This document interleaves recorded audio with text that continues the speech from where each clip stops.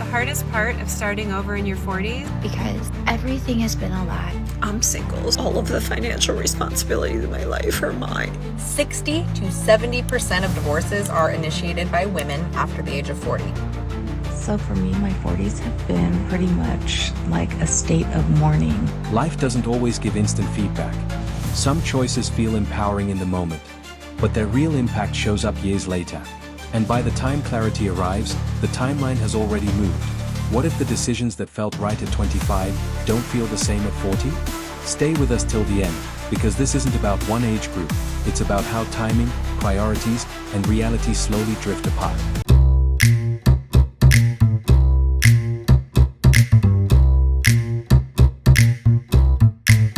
"60 to 70% of divorces are initiated by women after the age of 40. Let that hit you in the face.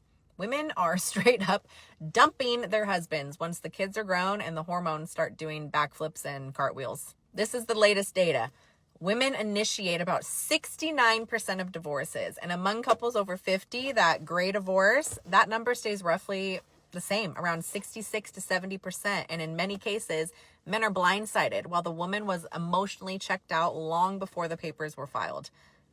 Why? Here's the brutal truth. The first reason is she is done with your If you stopped taking her on dates, stopped taking care of yourself, came home, grabbed the phone, cracked the beer, ate the chips, and zoned out on the game while she handled the house, the kids, the emotions, everything, she's over it. You became her roommate with a friggin' pulse. She's tired of being your maid and or your mom, and she knows that she deserves better. The second reason, if you married her at 22, what did you expect to happen 30 years later? She's a completely different person. New passions, new confidence, new boundaries. If you did not grow with her, if you stayed stuck in the same habits, you weren't improving yourself, your sex game went stale, you stopped being adventurous, she got bored. She evolved and you didn't. And she's not settling for that old version of you anymore. Third reason is menopause.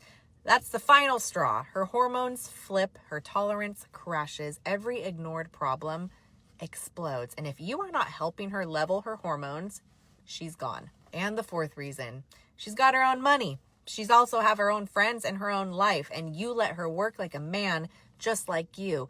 And then why would she depend on you anymore? She was a wife, a mom, and busting her ass, working full time every day for years. She carried it all. Now she's fried. No more staying for the kids or the mortgage. She's gone. Here's a little bit of more data for you.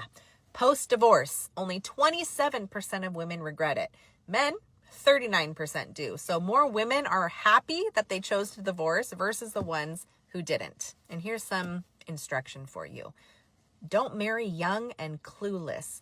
Date long. Grow together. Step up every day. Dates, effort, self-care, adventure, intimacy, and polarity.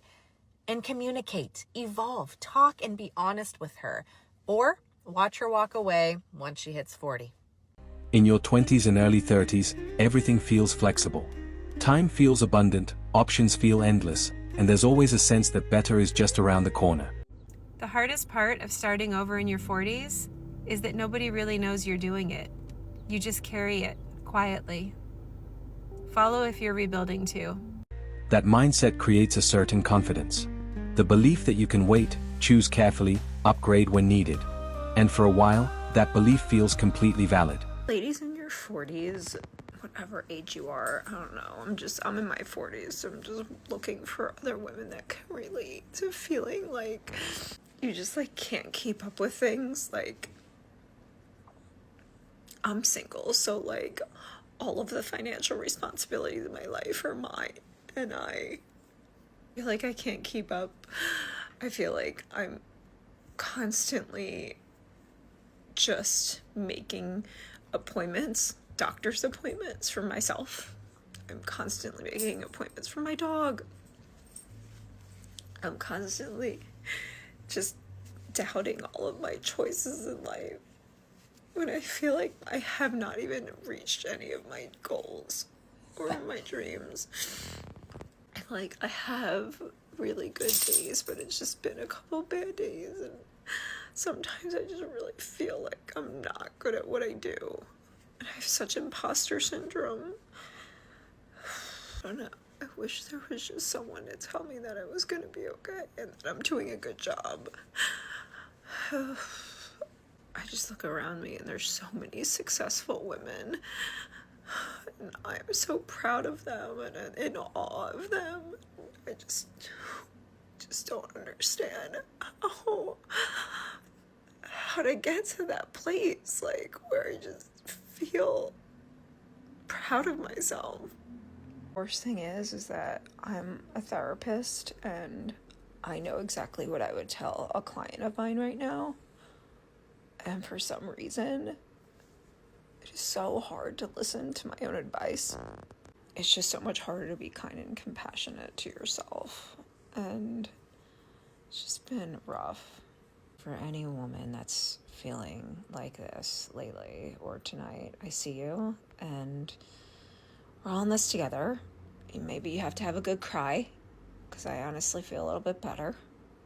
And I'm just not gonna give up. I'm not giving up. But time doesn't operate on feelings, it moves regardless. And while priorities shift, the environment shifts too. What felt abundant slowly becomes selective. Well, I've made a few bad decisions, and I'm thinking of making another one. And if no one from the future is gonna come and stop me, then how bad of a decision can it really be? Honestly. Damn. This is where perception starts to change. Not overnight, not dramatically, but gradually. The same standards, the same expectations, but a different set of outcomes. What the heck is going on? I saw a video of this woman, looked like she might have been about 30, talking about women over 40 have completely destroyed their lives. They're pathetic and they're out here trying to compete with these younger women. Baby, we ain't trying to compete with you because we already won. There ain't no competition here. Do you see all of this gray hair up here? I am 61 years old. This is life and wisdom. Underneath this life and wisdom is 3 degrees, 1 undergraduate, 2 advanced degrees. I have had more training than you have had life. Baby, I've been to hell and back in war, in marriage, and in childbirth. I'm pretty sure you ain't got no clue about none of that because you still out here bumbling around online trying to get yourself a date. I done been all over the country and several parts of the world solo. I got book sense, street sense, God sense, and common sense. You probably got to deep seek that so that you get a good understanding of what I'm talking about. Baby, I can cook in several different countries. No issues whatsoever. So I ain't got no problems. I don't need to compete with you because I done already been there, done that, got the t-shirt and the hat. By the time you put your foot on the track, baby, we done already been in the race, won the race, went home and packing and heading to Santorini. Because right now, we in a different kind of lifestyle. We in peace at all cost mode. And you ain't even got there yet. So we not trying to compete with you, dear. We already won. Comment. And it's not about failure, it's about misalignment. Wanting one thing, prioritizing another, and realizing later that the two didn't fully match. And you know what the problem is? Nobody's telling people that they're losers. We stopped doing that, and look where we are. Everybody's worried about hurting people's feelings. Oh, we need to build them up, give them some confidence. No, we don't. Some people need to hear the truth. I mean, we've coddled an entire generation of people who think showing up is an achievement. Back in my day, if you were acting like a loser, somebody told you, and you had 2 choices. Fix it or stay a loser. Let's bring back accountability. Let's bring back standards. Let's bring back calling losers what they are. A lot of people reach a point where reflection becomes unavoidable. Looking back, connecting decisions, seeing patterns that weren't obvious in real time. Hey, quick question. Where is that wall that men keep promising me that I am going to hit at my ripe old age of 48? Because I'm looking for it and I can't find it. You see, I just got back from the store. It's a Sunday morning. It's, I think, game day, around, It's around 11 o'clock, and I am just getting over a sty. I wanted to really be incognito, so I'm in my glasses, and let me show you my outfit. It's what I would call Adam Sandler chic. Now, ignore the mess behind me. It's been a busy morning. Okay, this will get done, but I am. Let's start with the Vans. Okay, I mean they're adorable, right? With the little side, right? Low-rise baggy jeans, right? PacSun, oversized sweatshirt that I'm fucking dying in, and oversized denim jacket. This is me, right? Right. This is what I go, and glasses. 48 years old. Please explain to me why I'm still getting eye fucked in the dairy aisle by a man in his 40s. And I got looks from other men because that's a time when apparently a lot of married men go grocery shopping with or without their children. So I usually get eye fucked. But today I'm not dressed for it, but apparently that wall is nowhere to be found. Don't listen to the men who are telling you that women in their 40s or even 30s are undesirable or almost 50. Yeah, look at this. Look at this. So, where's that wall? At the same time, others around them have taken different paths. Some settled earlier, some chose differently, some aligned timing with priorities, and those differences become more visible. So for me, my 40s have been pretty much like a state of mourning. Like I mourn my youth and I miss it, and I just fear getting older, and so that has made me not embrace the current state and age that I'm in. And I feel like that's just taking away from this time in my life. And I just don't know how not to mourn like my youth. And appreciate where I'm at, but I find myself like constantly like reminiscing about even like 10 years ago, and it's just like life happens in the blink of an eye, and it just makes me scared to get older. I'm probably just being emo because I'm a perimenopausal bitch. That comparison can be uncomfortable, not because one path is right and another is wrong, but because outcomes start to feel more permanent. 14 years ago, I was 40 years old and completely missing the point. Here's what I'd tell my 40-year-old self if I could sit her down today. You're not behind, but you are distracted. Marriage, motherhood, and money cannot be your whole identity. Ask yourself, who are you when no one needs anything from you? It's not too late, but it will be if you keep waiting for the perfect time. You're not stuck, but you are scared of being seen starting over. But trust me, it's worth it. The people you're afraid to outgrow aren't growing anyway. Peace is expensive, but staying where you don't belong costs even more. You don't have to hustle harder. You have to heal smarter. You're allowed to want more, even if everyone says you should be grateful. You haven't missed your moment. You're about to step into it. Don't give up on her. Hope that helps. There's also the reality of trade-offs.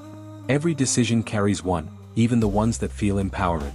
And sometimes those trade-offs aren't fully understood until much later. Now I know why women in their 40s seem so angry, because everything has been a lie.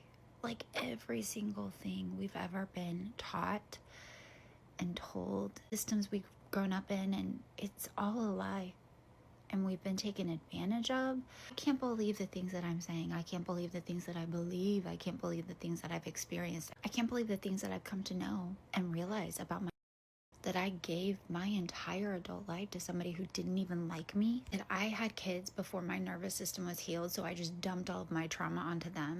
Every person that I chose to be a part of my life, my picker was wrong, but it was wrong because of the system that I was within. Because I was not healed. I didn't know I had any trauma. I didn't know I wasn't healed. So I was just choosing people to be in my inner circle that triggered me, took advantage of me, manipulated me, because that's all I knew. Women in their 40s were not angry. It's just we're awake.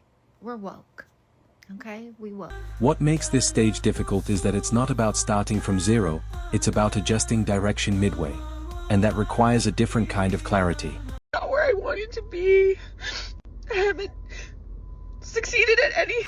I remember when I had that kind of awakening. I'm not in my 40s. I am a little bit over my mid 30s, but I had that realization and that awakening, I'd say closer to my late 20s, early 30s. You wake up out the matrix, and I call this a spiritual awakening because like you wake up one day and you're like, what am I doing? I'm chasing after this superficial, not real narrative of all these markers of success. All of these markers that's been shoved down our throat, and she's in her 40s, so we're on the same time frame of where this narrative was literally like beaten into us of go to college, get in a relationship, get a house, create a family, work, then retire, and then like you did good. You're a good, solid American. The problem with that is that our society no longer has a container for that.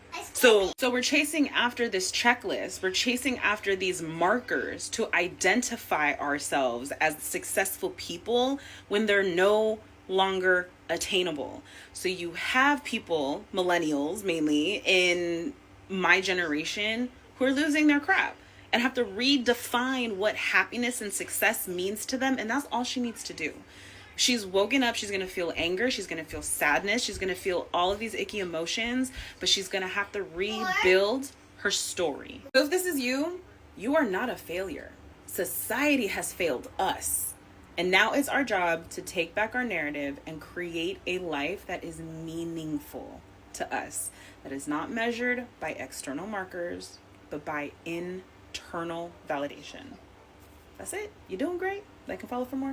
The biggest realization for many isn't regret, it's awareness. Understanding that choices weren't random, they were consistent with what mattered at the time. Look, as someone who's about to turn 40 in a couple of weeks, I've made my fair share of mistakes, but most of those mistakes I wouldn't undo. I wouldn't change. I wouldn't go back and say I shouldn't have made them. Natural consequences, I had to experience it to learn it, you know, all the jazz. But there are mistakes that I made, and if I had the choice, I would go back and I would stop that right where it started. You believe what you tell yourself. Your brain actually doesn't have a clue. It just trusts what you're telling it. So if you tell it something repeatedly with conviction, it goes, okay, I trust you, and it looks for that. It creates the reality around what you're telling it about yourself. I created a whole reality based on what I was telling myself, and see that reality wasted years of my life. I now have a new reality based on a new story that I am telling myself about myself. I'm still the same person. I still have the same character, but my reality is very, very different because what I'm telling myself is a different story. So my brain's going, okay, and that's the reality that it's creating. Stop trying to make more people like me more. I am telling you, not only did this not work, but actually I would argue had the opposite effect. More people might have tolerated me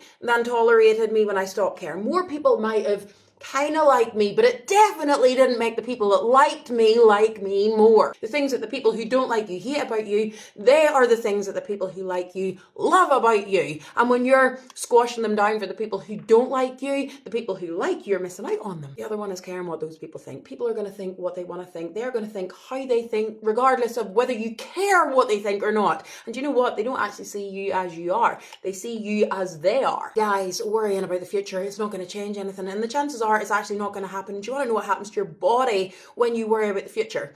When you're anxious based on something that might happen, your body goes through a dress rehearsal for the event. So let's say that event did happen and the stress that runs through your body, the experience your body goes through, the stress that it's under, that happens in your body when you get anxiety about the fact that it might happen, even though it might not happen. So even if it doesn't happen, you've put your body through the stress that would have to go through if it did happen time and time again, and it's probably not going to happen. Waiting for permission. Oh, this one's going to make me emotional.